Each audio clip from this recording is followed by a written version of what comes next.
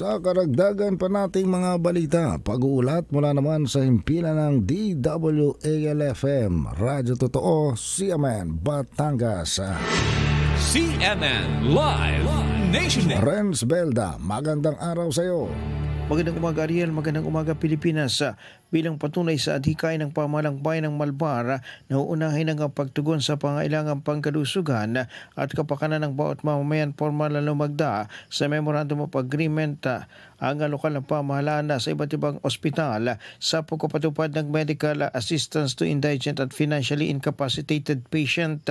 Pinangunahan ng punong bayan Admiral Artemio Abu ang nasabing seremonya kasamang sangguniang bayan, department heads ng Rural Health Unit, Accounting, Treasurers at Budget Office.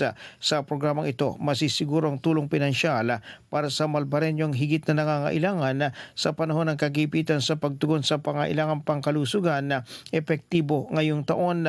Patuloy ang LGU Malbar sa pag-abot ng serbisyo at pagbibigay malasakit at paglapit ng pamahalaan sa bawat pamilya Malbarenyo.